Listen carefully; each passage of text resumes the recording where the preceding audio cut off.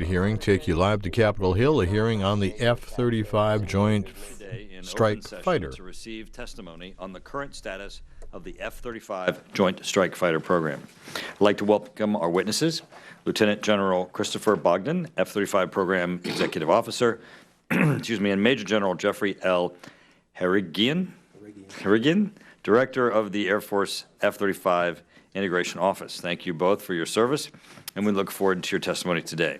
This hearing continues the committee's ongoing oversight of the F-35 program since the program officially began in 2001.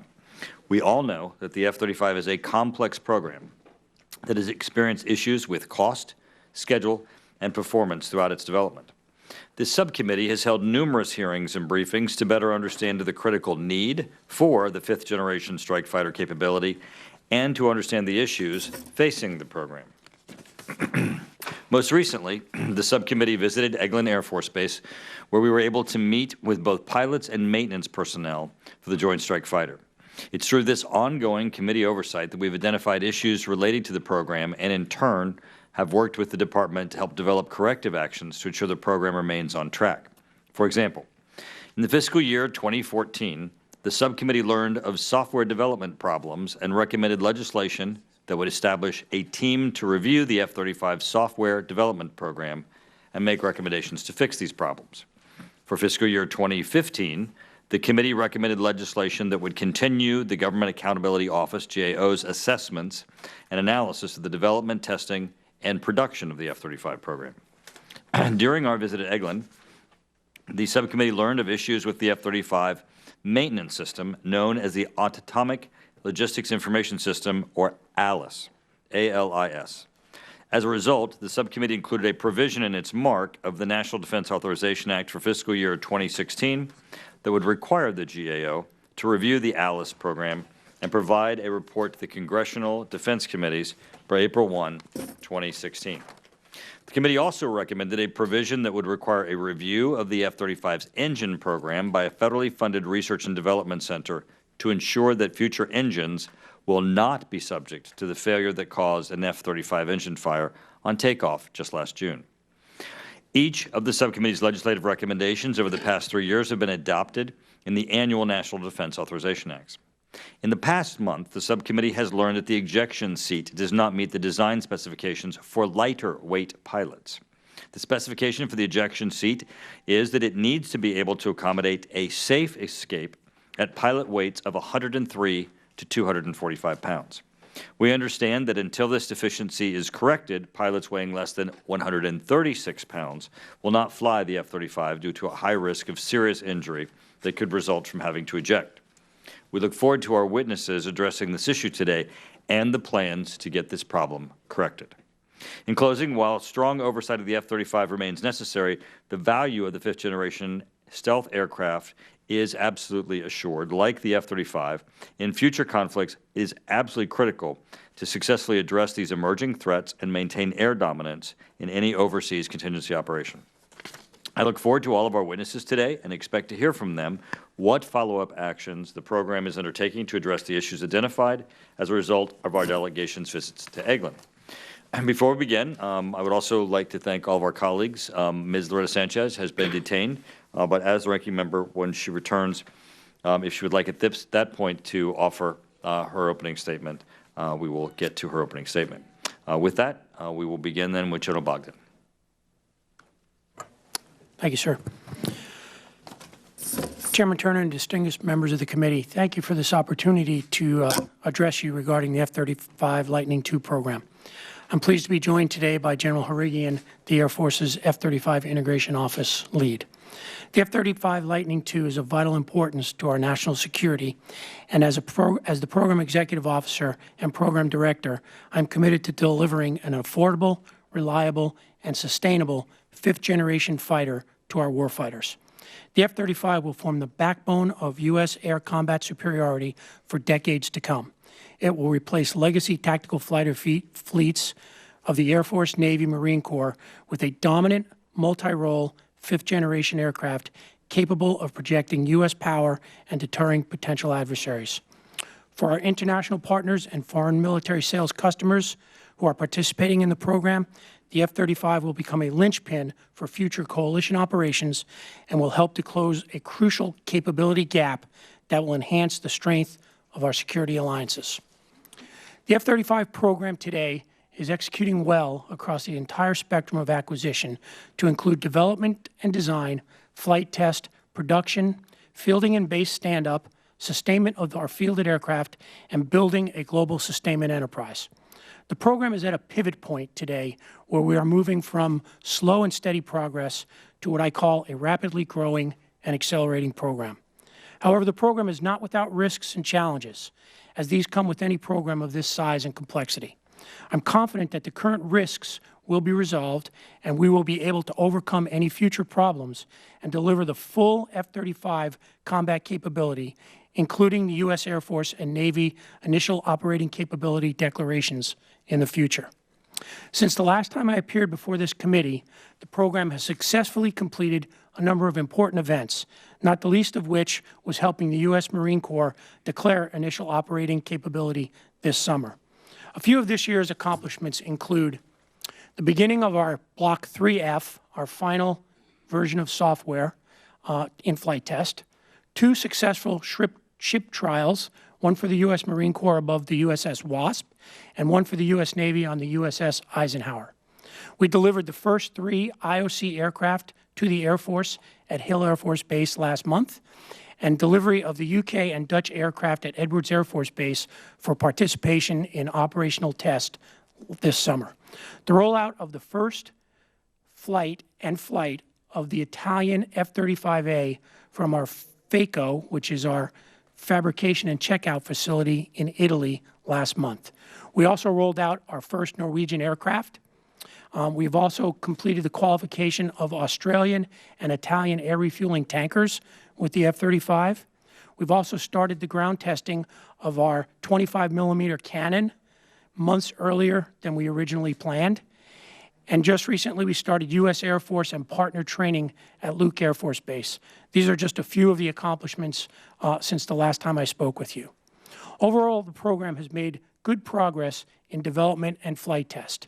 We are now about 75% complete with the entire flight test program. We still have technical deficiencies to correct, including the ejection seat, which we'll talk about today, the Autonomic Logistics Information System, or ALICE, which I plan on talking about today, and various fuel system and structural shortfalls. But we have corrections in place for all of these issues, and we'll be able to implement the solutions in the near future.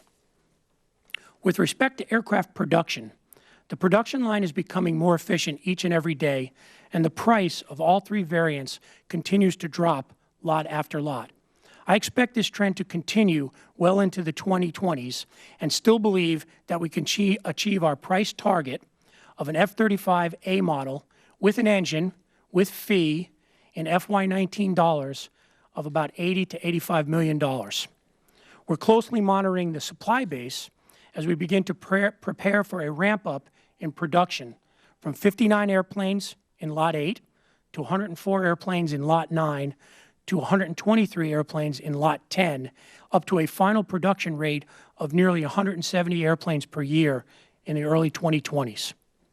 We're also seeing some improvements in the reliability and maintainability of the aircraft as a result of focused efforts on the supply chain, the repair cycle time of spare parts, spare part availabilities, and improved maintenance procedures. We're also on track with our organic depot stand-ups, both in the United States and in the Pacific and European regions. We've begun the requirements validation and the initial acquisition planning for a follow-on modernization program that will begin at the end of our current development program in October of 2017.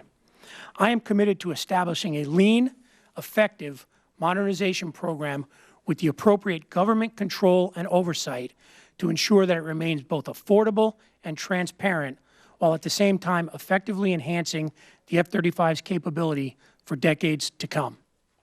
With respect to risks and challenges, I see the completion of mission system software development, ALICE development, and the previously mentioned fuel system and ejection seat deficiencies as our most prominent current technical risks.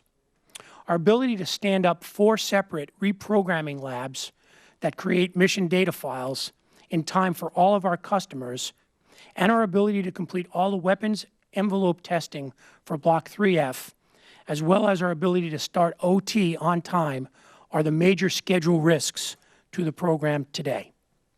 I'll close by saying that I believe the program is in a better position today than it was 1, 2, or 3 years ago.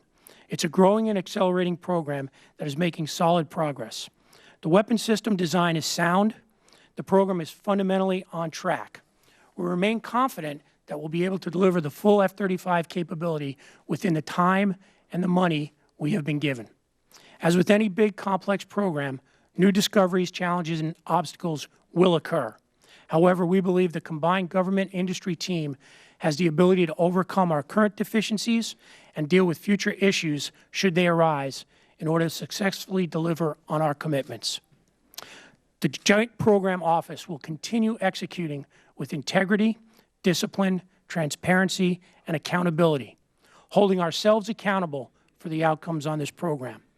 We recognize the responsibility the program has been given to provide the backbone of future U.S. and allied fighter capability for generations to come. We also recognize that our sons and daughters and our grandsons and granddaughters may someday take this weapon system into harm's way to defend our freedom and way of life.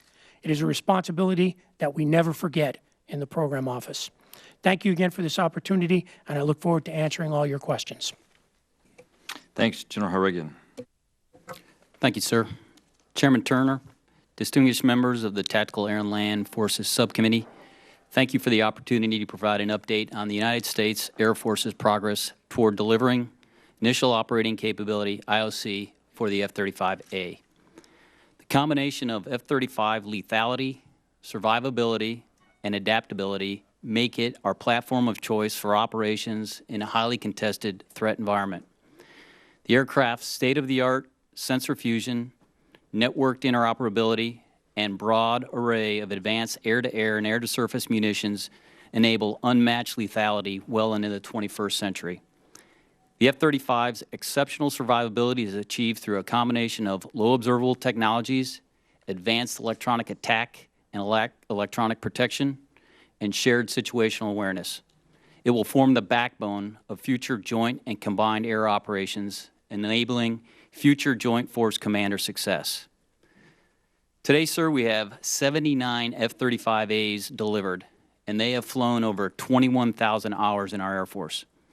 The program is on the road to IOC for the Air Force. Specifically, within the last 2 months, we've received our first 3 aircraft at Hill Air Force Base and are flying them now at a high rate.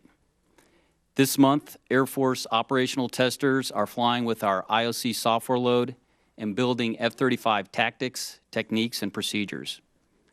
We have work to be done, though. Specifically, we're concerned about the software capability we will get in our IOC load, Alice software delivery, and the modification schedule for our jets at Hill. All that notwithstanding, we expect to declare IOC as planned in 2016. However, this is still a program in development, and challenges remain. We will continue to work closely with the Joint Program Office, Lockheed Martin, to assure we achieve full warfighting capability. While IOC is an important milestone for the program, we must not lose sight of the goal of full warfighting capability. The program must develop and deliver 3F software on time, and we need to invest now in Block 4 follow-on modernization to provide the warfighter with the most current and relevant capabilities required to meet the future threat. The capability advantage that the Air Force had enjoyed over potential adversaries is closing fast. And in modern warfare, if the Air Force fails, the Joint Force fails. Thank you again for this opportunity to discuss the F-35. I look forward to answering your questions. Thank you, sir. Thank both of you. I've just got a couple questions to get things started off. We have a number of members who have questions, so I want to make certain that we get through everyone. General Bogdan, the ejection seat. Obviously, it is not performing. This is supposed to be life-saving, not life-threatening. Could you share with us more information about this? What is the problem? How is it being fixed? And what does it take to implement a correction? Yes, Congressman. If you'll indulge me, it's a complex problem, so I'll spend a little bit of time trying to clear up some of the misinformation that you might have. First and foremost, safety is always paramount in the program for me and my team. I would never, ever ask a pilot to do anything that I wouldn't do myself. And the airworthiness authorities that work with me on the Navy side and the Air Force side feel and act the same way. So we take this deficiency with the ejection seat and the safe escape very, very seriously. And let me explain what the problem is and what we're doing about it. As we begin, as you said, Congressman, the ejection seat we have in this airplane was designed to cover the widest range of pilot weights and sizes that we've ever had in a fighter airplane. The seat and the ejection system is designed to deal with pilots down to 103 pounds all the way up to 245 pounds, as you said. But it is also designed for different sized pilots, from the smallest pilots anthropometrically to the largest pilots. And the combination of the weight and the size means that we will be able to put more pilots in this airplane than any other legacy airplane before it. We do have deficiencies. We have found those deficiencies through the normal testing process. We have a number of deficiencies with the ejection seat, not all of which were found just recently. We have been testing the ejection seat for many, many years. And when you start testing a system like the ejection seat, what you do is you start from what we call the center of the envelope of that ejection seat, meaning the average weight, the average speed, the average altitude. And then you work your way outside to the edges of that envelope. And as you get out to the edges of the envelope in terms of speed and in terms of the weight of the pilots, things become more severe and are harder to achieve in terms of safety. The test that occurred on 27 August of this year that resulted in the Air Force and the Navy restricting pilots below 136 pounds was a test at the very edge of that envelope. It was a low-speed test with the lowest weight pilots we have, and if you drew that envelope, it would be on the very, very corner of it. So it's a difficult place to be able to design the ejection seat for. But having said that, after that test, we recognized that there was a deficiency. That is a different deficiency than a few of the other deficiencies I'm going to talk about, which encompass all of the problems that we're having with the ejection seat. So let me start and talk about a few of the other issues that we've had on the seat that we are in the process of fixing, and then I will get to the last problem, the one in which resulted in restricting pilots less than 136 pounds, because all the other problems that I'm going to talk about came with no restrictions. We continued to fly with all sizes and all weights of pilots. So in the ejection sequence, there are three important portions of that process. The first is what we call catapult, when the seat gets blasted out of the airplane. For a lightweight pilot today, less than 136 pounds, when he or she goes up the rails of the airplane in that catapult, his or her neck gets pushed down like that. When we initially did the testing on that condition, what we found was if the pilot has the helmet on his head or her head, and that helmet weighs more than 4.8 pounds, then the neck loads for that lightweight pilot by a very little bit exceed what we would consider to be perfectly safe. So what did we do? The first thing we did was we began taking weight out of the helmet to ensure that every helmet we have is going to be weighing less than 4.8 pounds. Today, our helmets weigh about 5.1 pounds. So we're talking about 6 ounces of weight to get out of the helmet. We are developing that new helmet that weighs less than 4.8 pounds today. We never had to restrict lightweight pilots for that catapult phase because the neck loads that they would experience with that, even with that heavier helmet, were so close to the safety limits that the airworthiness authorities thought that that risk was quite acceptable. And I agreed with that. Now, I did the risk assessment with my team, and I give it to the airworthiness authorities, and they decide. So that was problem number one, which we are fixing with a lighter weight helmet today that resulted in no restrictions on who could fly the airplane. The second problem is once the ejection seat leaves the airplane, you get wind blast. That's because the ejection seat is moving at hundreds of miles an hour, and as it comes away from the airplane, it's almost as if you put your hand out of your car as you're driving and you feel that wind blast. In this instance here, the pilot's head gets forced backward instead of forward. Once again, in our testing, what we found out was if a lightweight pilot, less than 136 pounds, has a helmet that weighs more than 4.8 pounds, then that neck stress going backwards is higher than what we'd like it to be, but not so high as that we would need to have restricted pilots from flying the airplane. So the solution to both those problems, the catapult problem and the wind blast problem, are to reduce the weight of the helmet. We have been ongoing with the development of the new helmet and the new weight for about 6 months. It will take about another year for us to finish that to ensure that every helmet is less than 4.8 pounds. We did have one pilot at this period of time that was flying the airplane that was less than 136 pounds. And the reason why that pilot could continue to fly, even with those known risks, was because we hand-built him a helmet that weighed 4.7 pounds.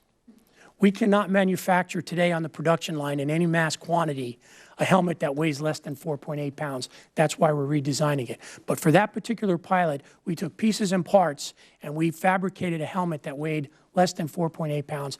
That was why that pilot, even during this known risk area, was able to continue to fly.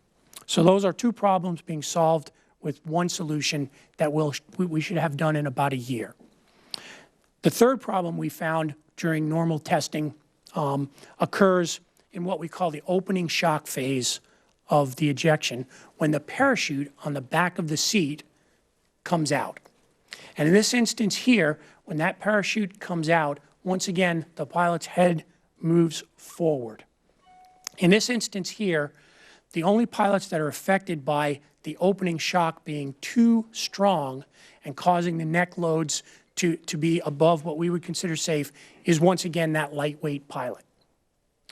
The risk of that happening, though, was low enough that the airworthiness authorities felt that it was not significant enough to have to restrict anybody from flying the airplane when we found that problem.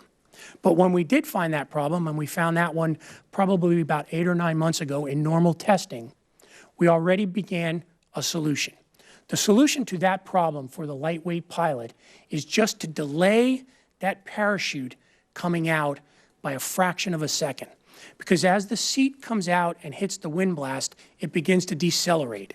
And if you wait just a fraction of a second before you put that main chute out, the seat has decelerated enough so that the force when the parachute comes out isn't as severe. To get to that solution, we are putting a little switch, on the side of the ejection seat that when the pilot climbs up into the cockpit can set that at heavyweight or lightweight. There were a number of ways we could have solved that problem. We could have put an automatic sensing system into the seat, much like when you sit in your car on the passenger side and the seat knows you're there and the airbag gets energized. We also could have put a switch on the seat that would have had the maintainers put it in the heavy or lightweight position. We went back to the warfighters and we said, what solution do you want? Because we can solve this problem in a number of ways. And they said, we want the pilot to be responsible for moving that switch. We want he or she to be responsible for ensuring that it's in the right position for their safety. Thus, we're building that switch on the side of the seat. As the pilot climbs up, they can go light or heavy. Okay, General, as I said, we have a number of people want to ask questions, so I'm going to cut you off at that point. Okay. Thank you for the in-depth description of that issue and problem. Obviously, there are two aspects of it. One, finding a solution, and two, its implementation of the solution. So we're looking forward to both your confirmation of the that all the problems have been identified, and two, the implementation of those solutions in a manner where our committee can be satisfied that those really will address the issues. Yes, sir. Now, General Harigian,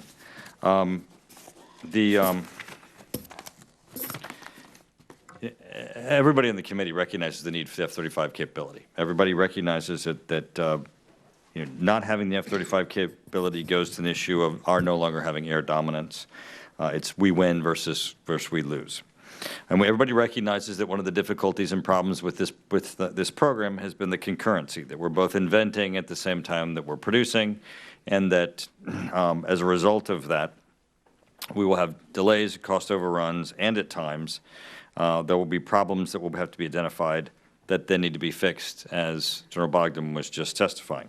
There have been obviously a number of those. But the biggest concern that we all have is not as problems arise can they be addressed, but an assurance that when we get to the end, that this F-35 capability that we all know we need is actually the capacity that we demanded, that plane performs as it's supposed to. Now, on January 25th, flight tests demonstrated that the F-35 was not as maneuverable as an F-16 that the aircraft is supposed to replace in a dogfight. Can you comment on the conclusions of that test and the implications of the F-35 in combat? Yes, sir, Chairman. So to go back to that flight test, as a reminder, that was one of the very first developmental test sorties that were flown to better understand the slow flight characteristics of the airplane. Since that initial sortie, we have now been able to put the airplane in the hands of our operational testers. So these are the folks that are now wringing out the tactics, techniques, and procedures for how we will fly the airplane in combat. In fact, sir, over the course of the last month, they have been developing some specific exercises to better understand the characteristics of the airplane. And that would include post-stall, acceleration, how the airplane turns, to prepare them to do what we would call basic fighter maneuvers, which is where they fight one against one to see how the airplane performs in both an offensive and defensive perspective. And sort of the results of that, and I can share with you that I just talked with them last Friday, is they've been very pleasantly surprised on how the airplane is performing. It's been very positive. And what they're finding is that as they arrive in the post-stall regime, the airplane is extremely stable. So stable, in fact, that as they began the testing, they initially had a 150 knot minimum airspeed requirement. They have since removed that, and that's how we're going to go out and train with no minimum airspeed requirement, which is really a testament to how well the airplane is performing.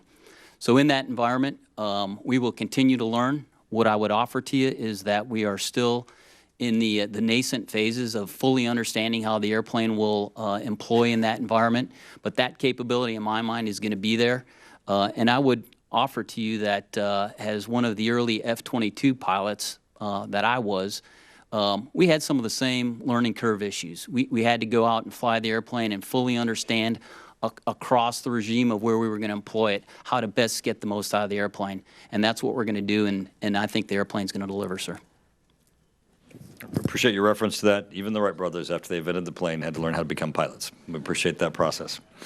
I want to ask unanimous consent that non-subcommittee members, which currently include Ms. Spears and Mr. Lamborn, be allowed to participate in today's hearing. And Mr. Cooper, after all subcommittee members have had an opportunity to ask questions, if I hear no objections, non-subcommittee members will be recognized at the appropriate time for 5 minutes. Turning now to the next questioner, which will be Mr. Waltz. Well, thank you, Mr. Chairman. And Generals, thank you for taking the time to come and for continuing to update us on this. I think it's critically important. I want to go back to April's hearing because I think it's important for us to build on what we asked and to get on. And in that hearing, I asked, what is our next hearing going to look like when we come? And at that point in time, Secretary Stackley said, we'll have a United States Marine Corps version, completion of 3I testing and 3F testing, and we'll be able to see the end of R&D costs. Are those things panning out? The Marine Corps has declared IOC and is flying operational missions at Yuma today, sir, so I would put a check in that box. We are completed with all mission system testing for 3I. We intend on delivering that 3I software to the field in January. As General Hurigian said, we have already handed that software to the OT testers so they can ring it out. So I'd put a check mark there. For 3F, I'm not sure if Mr. Stackley was referencing when we would have 3F done, but I have always contended and always told this committee that I thought that the schedule for 3F had about 4 to 6 months of risk in it. I just recently did another schedule risk analysis and took a look at our schedule and our plans. What I will tell you is that that 4 to 6 month risk is now down to about 3 to 4 months, and we believe that the full 3F software capability on this airplane for the A model will be out into the field in August of 2017. That's a good year before the Navy needs it for IOC, and a good 6 months before the SecDef has to certify that the airplane is going to be fully 3F capable. So I think that risk is working its way down. As we get out of the business of testing 2B, which we're done with, and 3I, the entire test fleet now is being transferred over to 3F, and therefore I think we're going to be catching up. Thank you, General. That's helpful. And I think it is important for us to see where we're at, and we know that these are, it's hard to get exactly right. Can you explain to me what the concurrence is with the Marine Corps on where I'm getting the folks that there's a little bit of controversy on what they're saying? They're flying there as their IOC. That's for their mission. Done. It's good with them. Yes, sir. In fact, I would say that they are now flying the airplane operationally. They're out employing the airplane in the missions that they had described for their IOC, and I think the result has been very positive, and the feedback from them has been well received. Sir, I might add that the services define for me what they need to declare IOC. And the U.S. Marine Corps takes a look at the legacy airplanes that they have and how they intend on employing the airplane, and they created a list of criteria that they needed to meet to declare IOC. The Air Force has done the same thing. They are different lists because the Air Force intends on using the F-35 differently than the Marine Corps. My promise to the Air Force is I will give them everything they need to declare IOC by August of 2016. But they will fly the airplane differently and use it in a different way than the Marine Corps. Okay.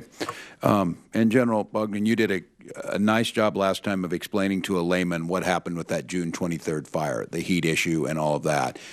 Where is that at this point in terms of corrections? Sir, we have already validated the full correction to the engine problem. Every engine coming off the production line since about 7 months ago had the fix in it, so we're producing fully capable engines right now on the production line. We have 134 airplanes out in the field today. 61 of them have been retrofit with the new parts so that there's no longer a restriction on them. That's about 44%.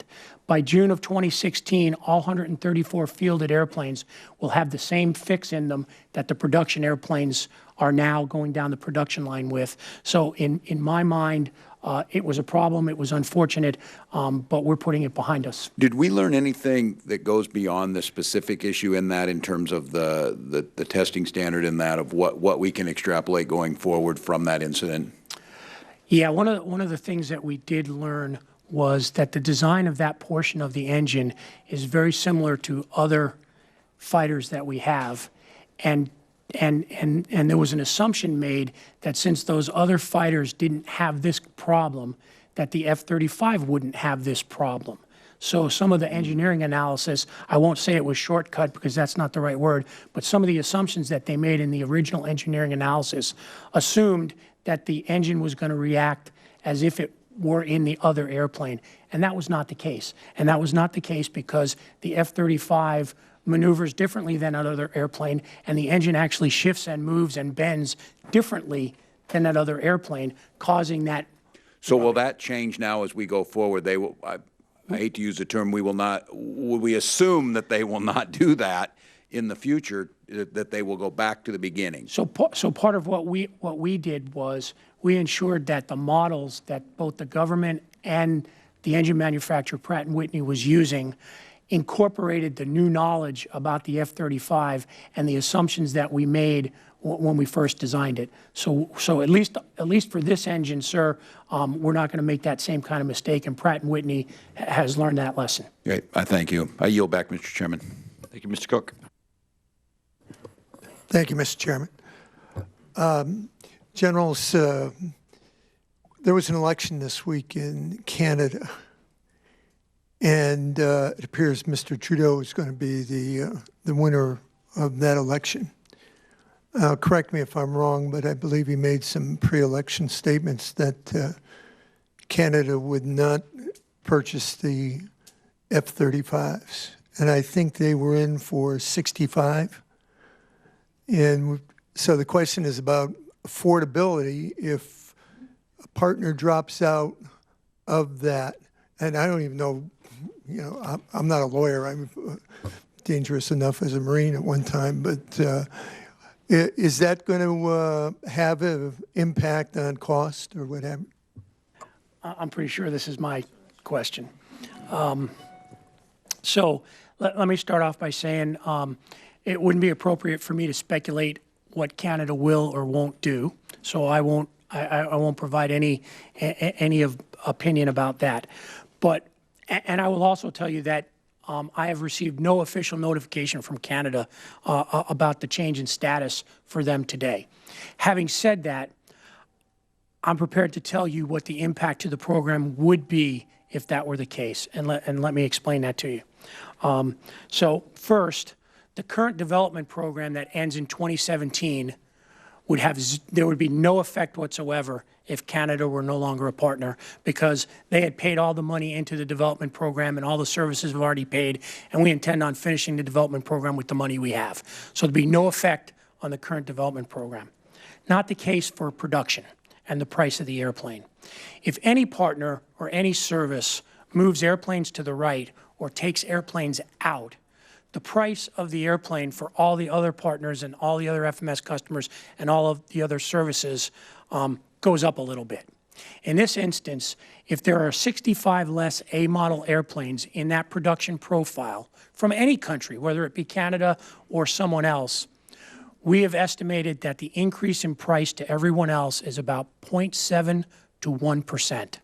For an A model today, that's about $1 million a copy for everybody else. So there is an impact to the price of the airplane for everyone else if 65 airplanes are removed from the production flow. There are other impacts. Going forward, we have a follow-on modernization program, and we have future sustainment of the airplane that the partnership shares in that cost. Canada's share of that cost was 2.1%.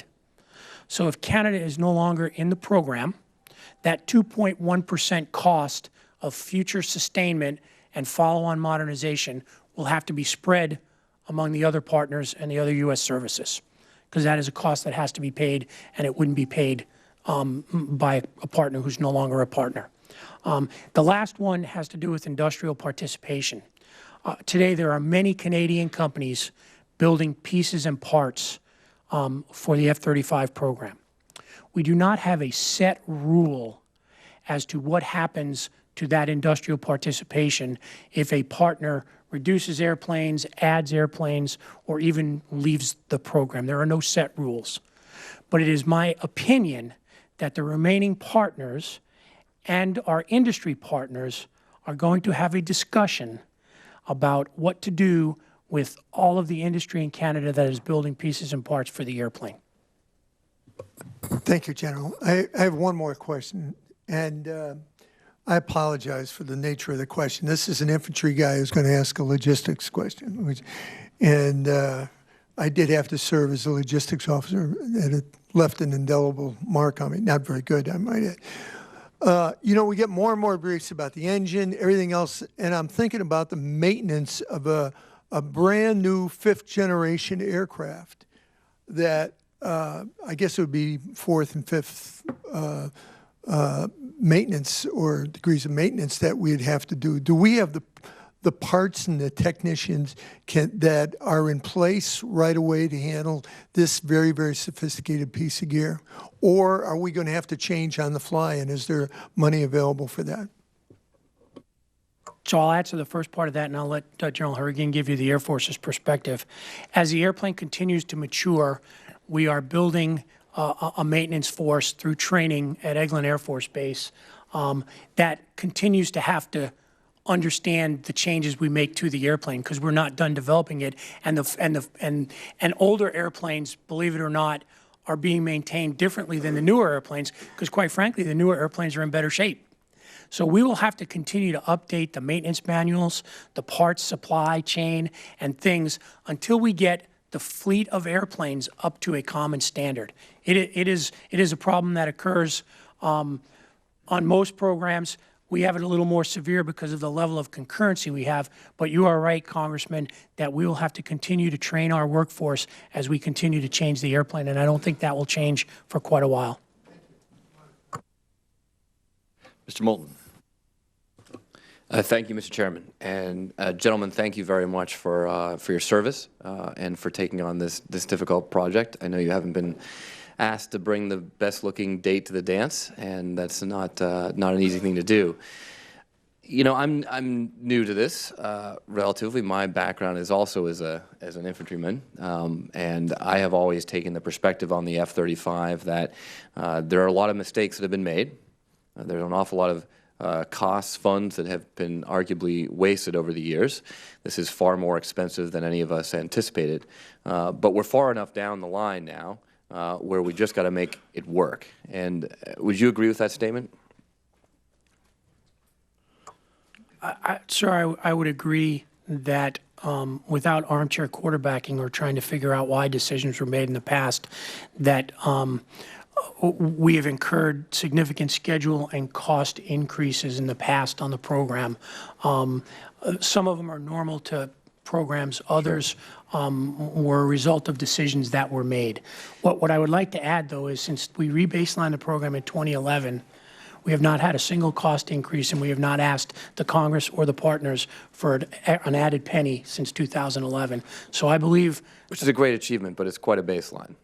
I mean, it's not a, oh, yes, sir. Quite a baseline. I would agree with you that in 2011, when we rebaselined, we added 2 years and a few $1 billion to the program. Now, several of the analysts I've spoken to have commented that one of the fundamental mistakes may have been trying to incorporate so many mission capabilities into a single aircraft rather than having aircraft built for more specific specifications. I mean, the F-22 program, in contrast to the F-35, I think most folks think is quite successful. Would you agree with that statement as well? I know very little about the F-22 program, so I'll ask General Harigian, who flew the airplane, to maybe comment on that. So the only comment I would offer to you is that in the early years of F-22, we had some of the very similar types of problems, from software fusion, taking software from the lab and making it work in the airplane. And quite frankly, I think that's why the chief asked me to do this job, because there were some lessons that we needed to make sure we brought forward into the F-35. So my response would be, while single mission airplanes, which initially we thought the F-22 was going to be, we ended up making it multi-mission because we needed it for capacity across the joint fight. My perspective would be, as we looked at the F-35, we needed it to be able to accomplish several mission sets, so that as we looked into the future, we had the capacity we needed to execute all those different missions for the Joint Force Commander. Thank you. I guess where I'm coming at fundamentally is that there are an awful lot of folks here on the committee, I think, and in Congress in general, who feel like we've invested a lot of money and we've got to make sure this thing works. But at a basic level, you don't make economic decisions based on sunk costs. I mean, that's a pretty fundamental economic principle. And so my question is, who in the Air Force is looking at this project from a much higher level and saying, is this still the best decision to buy the number of airplanes that we have? Or should we be talking about potentially, not for certain, but potentially devoting resources to accelerating the development of the next generation of aircraft, or perhaps accelerating the development of a next generation of aircraft multiple that would fulfill different mission sets and maybe not be susceptible to the same problems that this program has encountered? Yes, sir. In fact, the chief has directed, and they're actually reporting to him, what's called an enterprise capability team, to get exactly after your question of, as we look into 2030, what should this look like? And as we go forward, and we look at the required mix of what capabilities we need versus the future threats that we envision out there, what is the right mix of capabilities that the Air Force will need. They're to report out to him in the early part of next year, and I think that'll be a real good opportunity to get a better understanding of how we see ourselves moving forward. Mr. Chair, thank you very much. And Mr. Chairman, I would respectfully request that we entertain that discussion as part of our debate about the F-35, because I think it's very easy in this environment to get so consumed with the challenges and problems of this one program.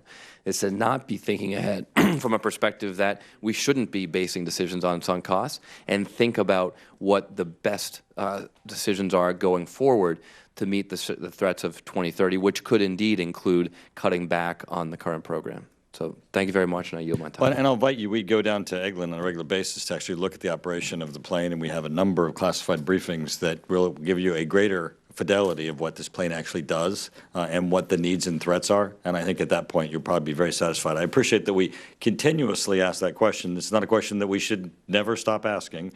But I do think as you become more familiar with both what the operational capabilities of this plane are and the current threats, which is what this plane is designed to address as they're evolving, that you'll similarly come to the same conclusion that we did in the National Defense Authorization Act. We shall see, Mr. Chairman. Thank you. Turning to Martha McSally. Thank you, Mr. Chairman. Thank you, gentlemen. Let me first say that I'm one of those pilots that would be at the quote-unquote edges of the envelope of what you talked about there. I would have to gain about 15 pounds in order to be able to fly the F-35 today. But just so I understand, the little switcheroo thing you're talking about that the pilots are going to have to move, delaying the chute coming out, is that putting them in increased risk, though, in like a 0-0 situation where obviously every nanosecond actually counts?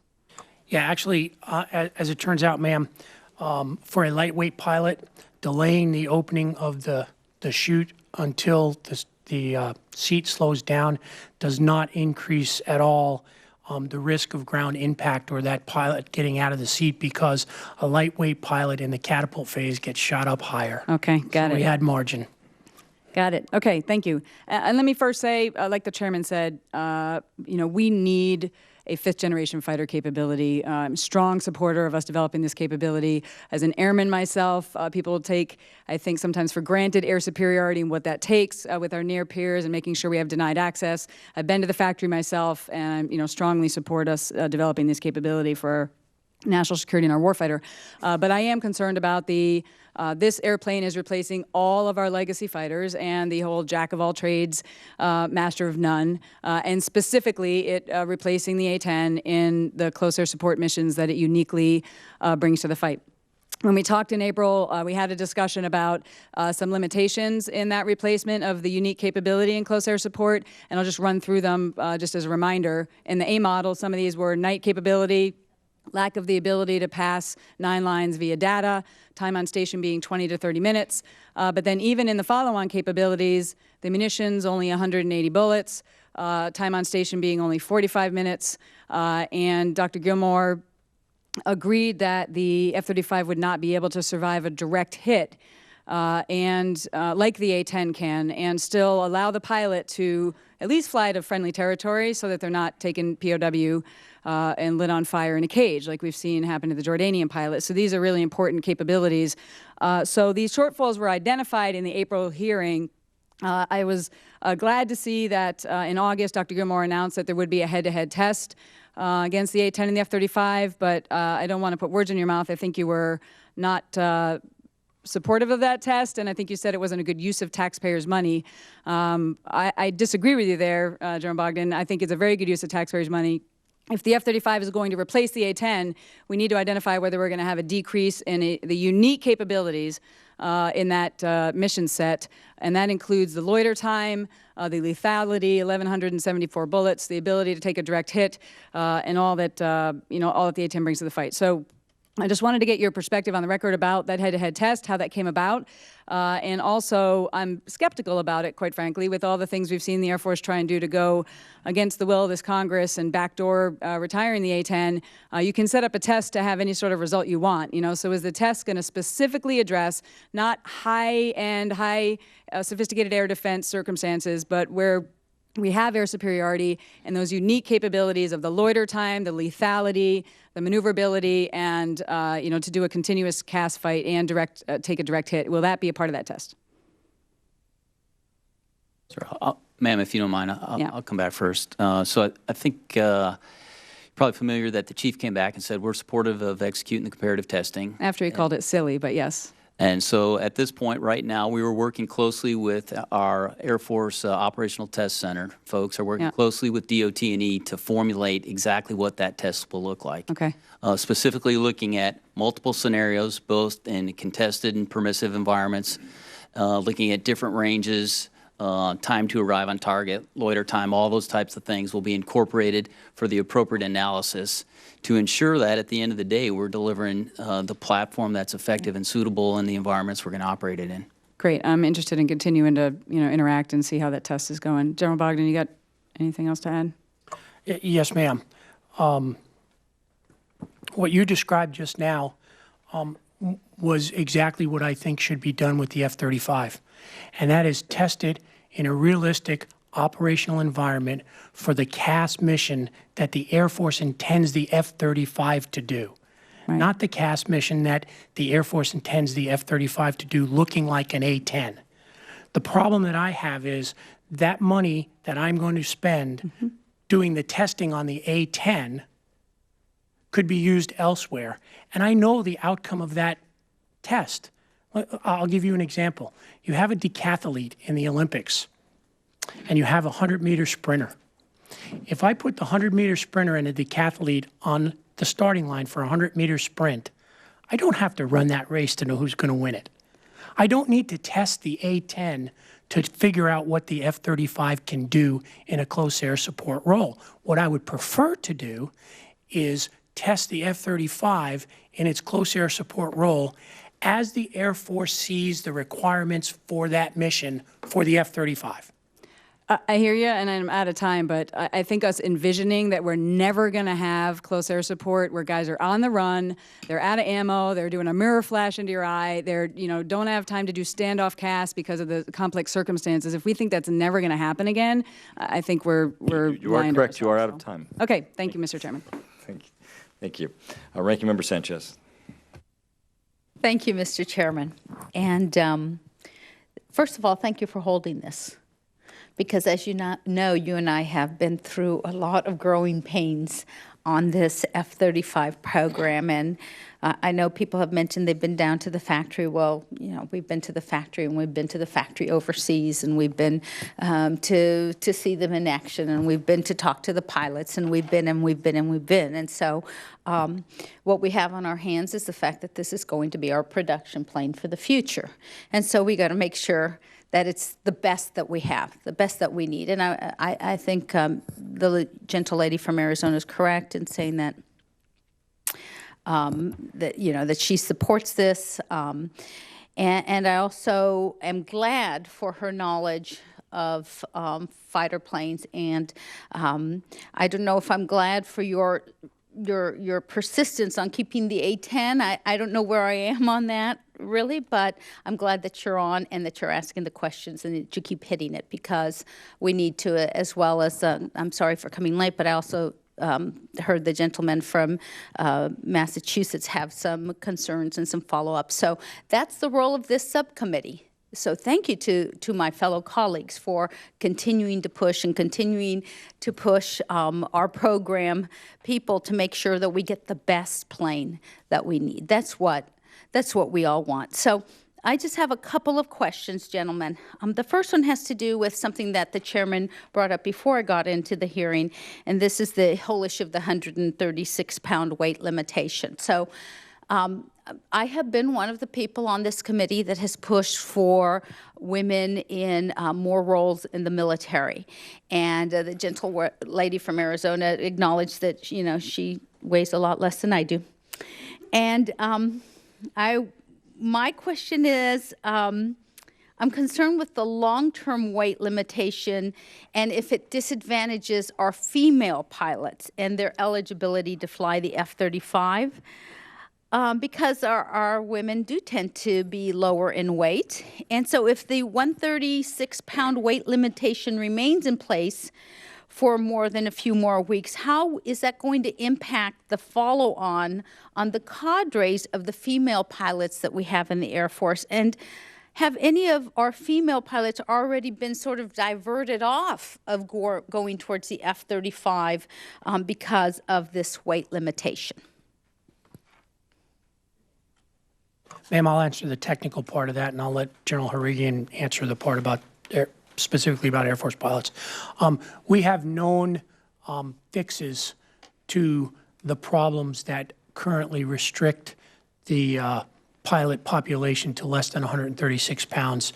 They include a lighter helmet, they include a weight switch on the seat, and they include a pad on the back of the risers of the parachute that prevent anybody's neck from moving forward or aft too much.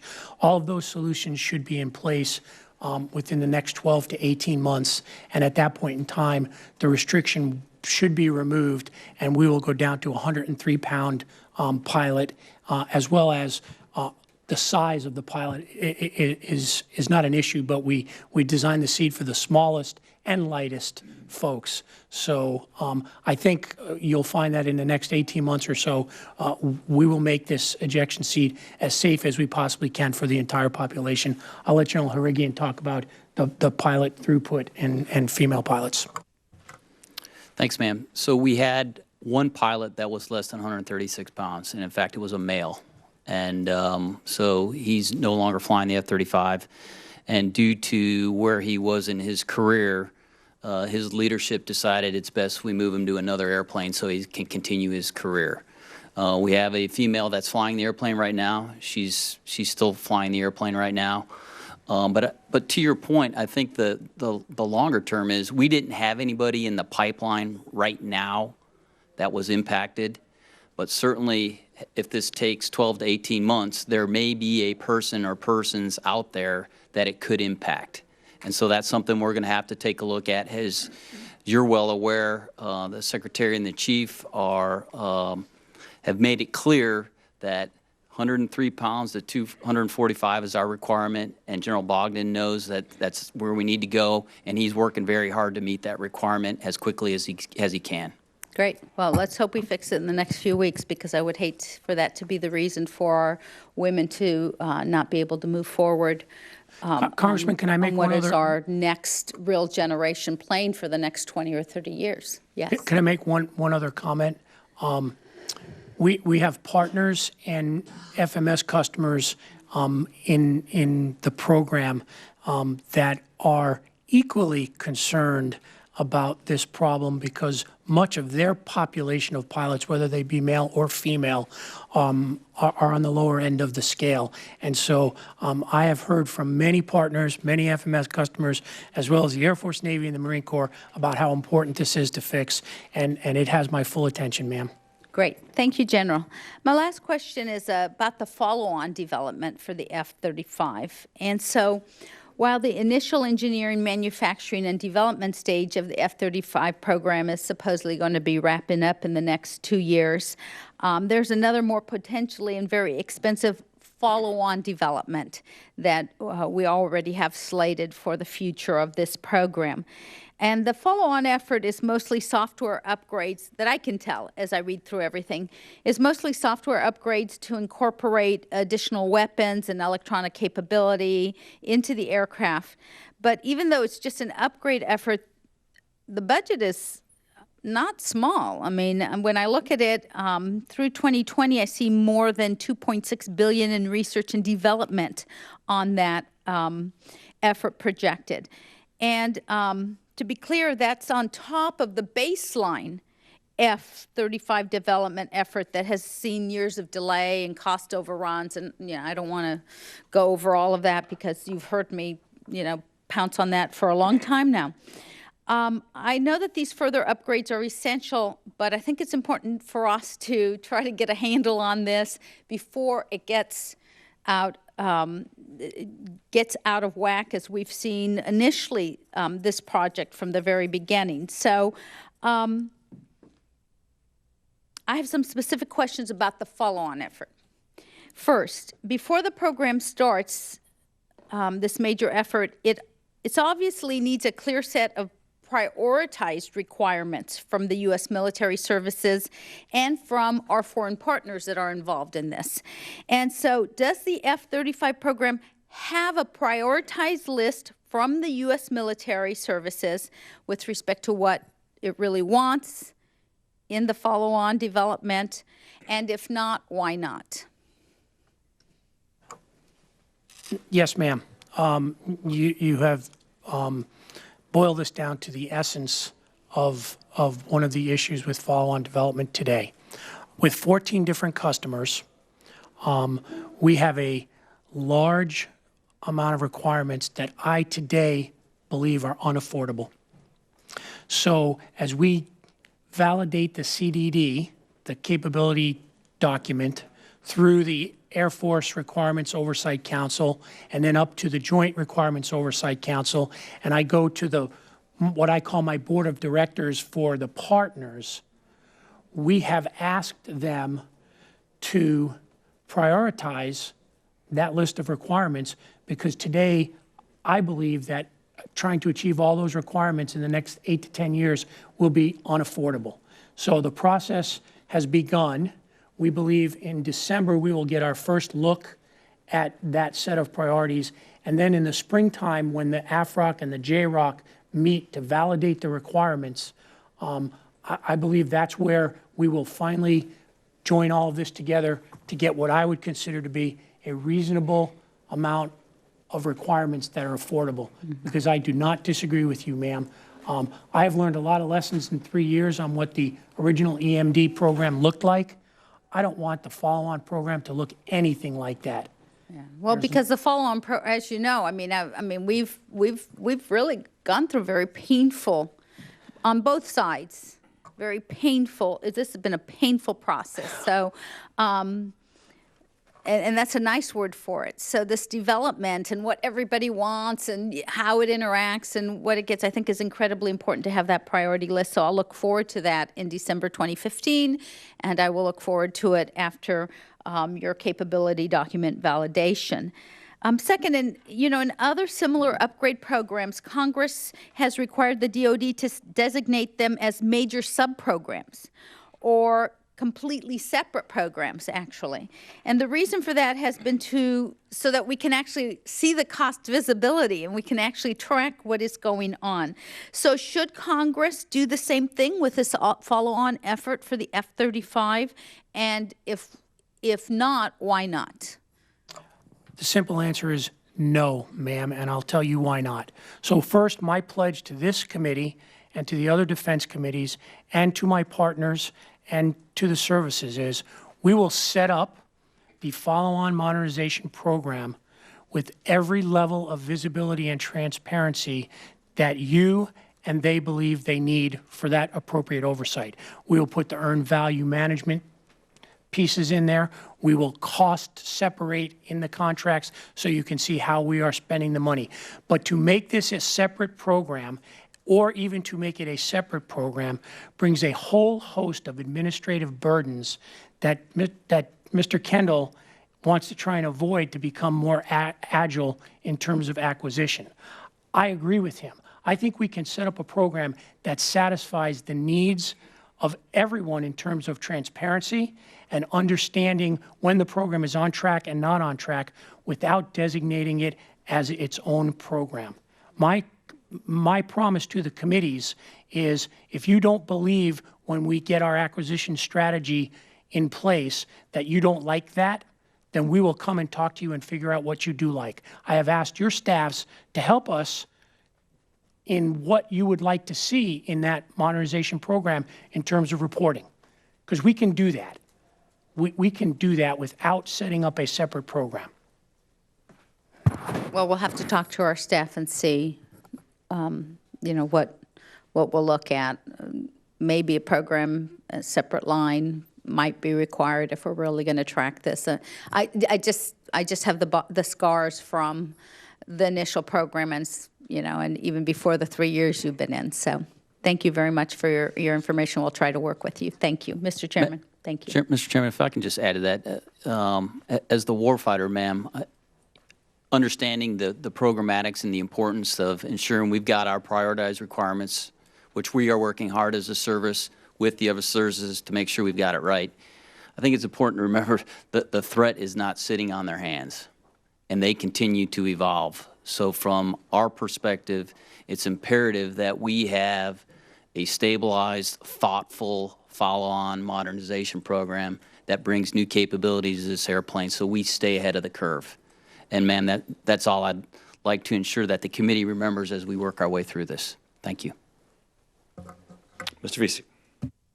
Thank you, Mr. Chairman. I wanted to ask you about the helmet, too. I know that you want to make changes to the helmet so it is more compatible for all the pilots in the Air Force. I know that that's going to be a really big priority for you. But I wanted to ask you about the HMDs, because I know that that is a big part of what makes the F-35 special is the helmet itself, and that there's been a lot of technology put into it.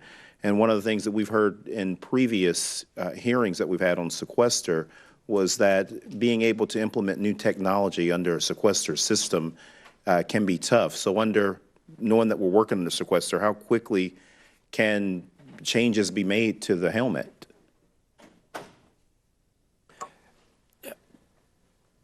The changes and the improvements that we're making to the helmet, Congressman, are part of the broader SDD program.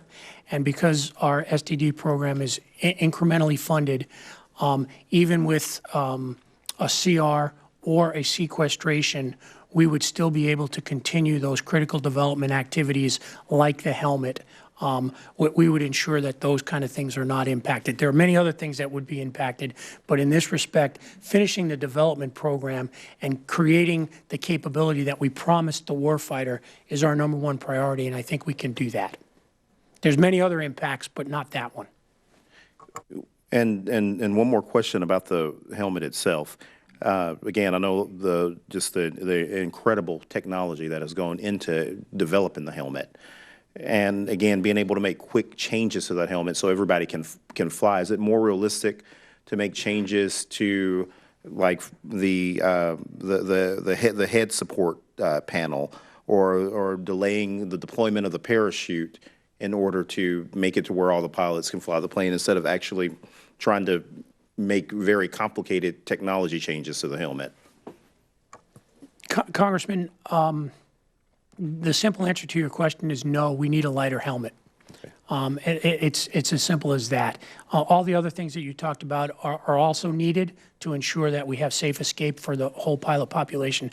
But we do have to take weight out of the helmet. The one point I would like to make about taking weight out of the helmet is we are not changing any of the electronics. We are not changing any of the sensors in the helmet. To remove the 6 ounces that we need from the helmet to get it under weight, what we are doing is we're taking the material that's used for the strapping and for the cushioning of the helmet and changing that material to something lighter and stronger. And the second thing that we're doing is today's helmet has a dual visor on it, a daytime visor and a nighttime visor. We are going to remove the double visor and put a simply daytime visor on it, such that if the pilot needs to change to the nighttime visor, just like our legacy airplanes, he or she will reach into their pocket and they will take the daytime visor off and put the nighttime visor on. Those two are fairly simple things to do. Now, I never want to say anything's easy in the F-35 program, because nothing's ever easy. But in this instance here, I think we got it just about right, because we're not going to mess with any of the high technology things that make that helmet what it is. Okay, good. Thank you. Mr. Chairman, thank you very much. Ms. Graham. Thank you, Mr. Chairman. Thank you both for your service. Thank you for being here. As a North Floridian, both Eglin and Tyndall, incredibly important, and your service and the service of so many men and women who live in North Florida is greatly appreciated. So thank you. When we had a Codell, and Mr. Chairman, when did we go on that Codell? When was it? In March? In March. And it was so informative, and really impressed with the F-35.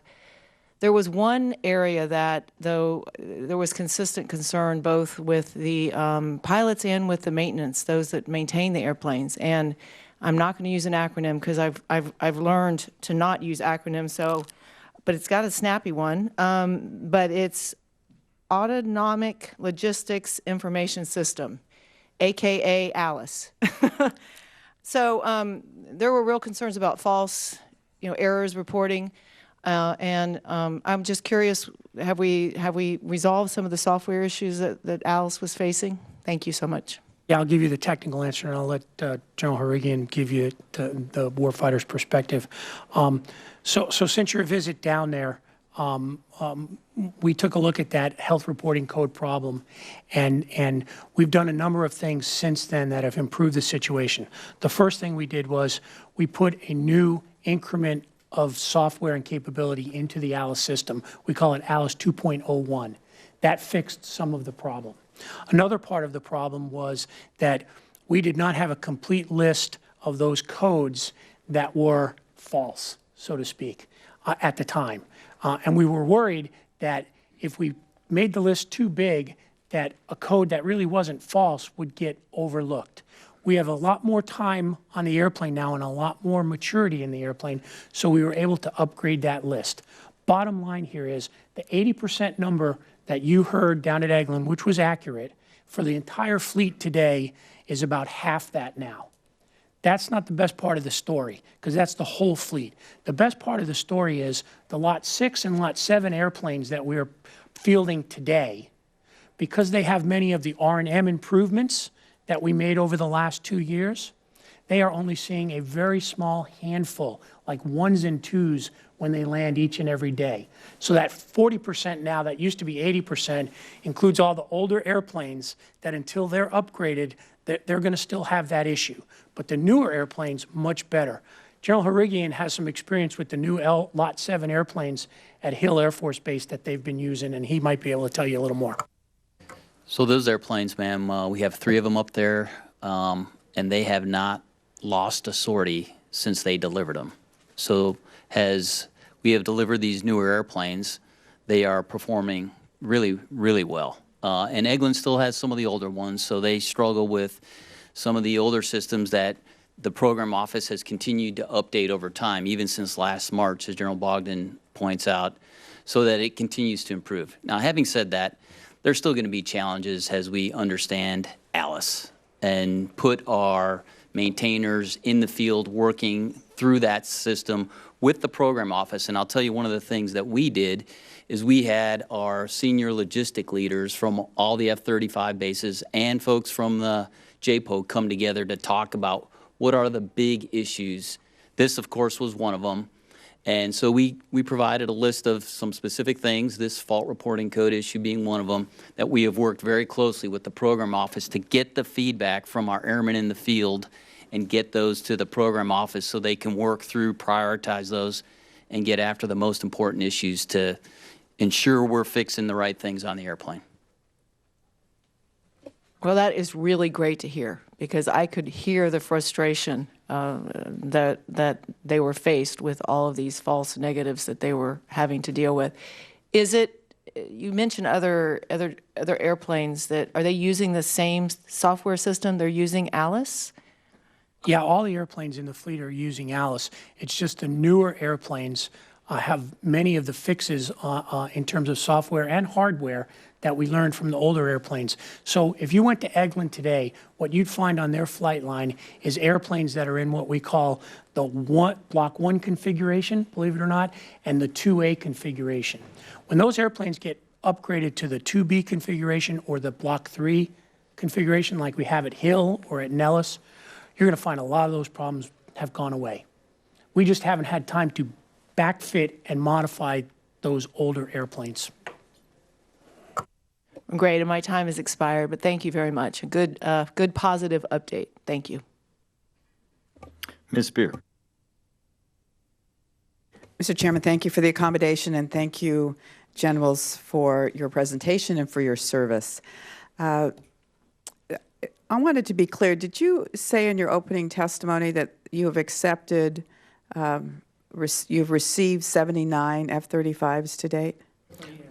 Yes, ma'am. In the Air Force we have. So with the 79 that you've received, do they all have this ejection seat issue? Yes, ma'am. Every airplane. Now, I understand that you tested the ejection seat on on a mannequin that was like 135 pounds. I've also understood that more recently you've tested it on a 245-pound mannequin.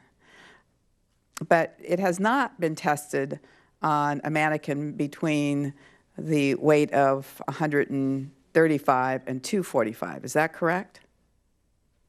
In the development test program, we do have those test points planned out, but you are correct. As of today, we've done the high end and the low end. So my concern is this. If we know there's a problem on the low end, we haven't tested it for those who are likely to be most pilots between the weight of 135 and 245, and we have them in these planes now testing them. Are we putting any of them at risk? The answer to that is no, ma'am, because we have done the risk analysis on the test points that we have had on the ejection seat, and what we have found is the only area where we have a problem today is with the lightweight pilot below 136 pounds, because when we have tested throughout the envelope, you can't test every point for every weight, but the areas that we have tested indicate that in the heart of the envelope, for the heart of the pilot population, there is not any increased risk of injury at all. And I can show you that analysis, ma'am. All right, thank you. Ma'am, and from the service perspective, we have a life cycle management center that is part of our airworthiness organization, and they have, and ma'am, to be clear, I talked with the guys who've been working this for 30 years because clearly this is an important issue for us, and we share and talk very closely with the program office with this. And exactly what General Bogdan said is how it was communicated to us. In fact, they've shown us the chart, how it lays out, and what the risk levels are. And so, as General Bogdan said, there is certain risk there. We've accepted it, except at the low end beneath 136 pounds. Well, there's been some report that there's been a memo that you accepted, General Bogdan, that accepted a 1 in 4 risk of death if with a problem with the ejection system as being a risk that is worth taking, I guess. Is that correct? Ma'am, that is incorrect. The data that you have came from a reporter who got a copy of an official use only internal DoD document that my team put together to assess the risks of a lightweight pilot and a pilot between 136 and 165 pounds. That document should have never been publicly released. I have an investigation ongoing to figure out how that reporter got it. But the worst part of this is the reporter did not know how to read the report, ma'am. So let me give you the actual facts. Today, a pilot that weighs less than 136 pounds, if he steps to the airplane, he or she has a 1 in 50,000 chance of hurting their neck from an ejection. A pilot between 136 pounds and 165 pounds has a 1 in 200,000 probability of having neck injury from ejection. The individual who reported on this is not an expert in system safety. Okay, my time is running out.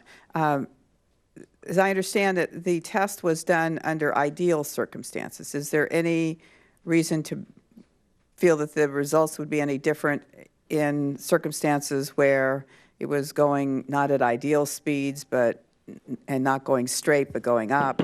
Your time has expired. Generals, I want to thank you for being here.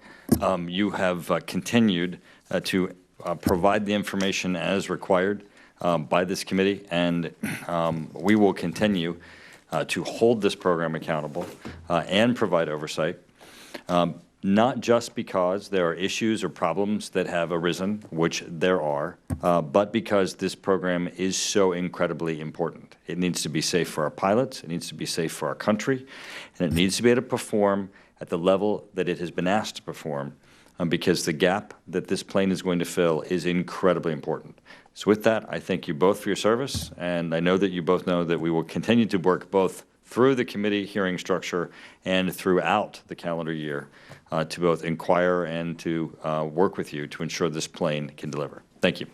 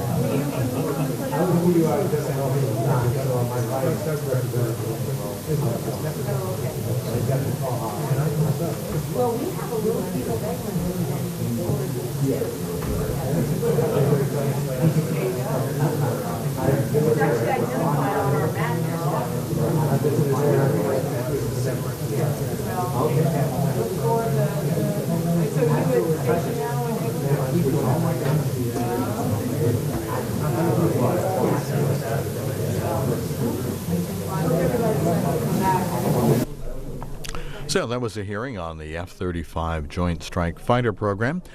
I'm the leading state sponsor of terrorism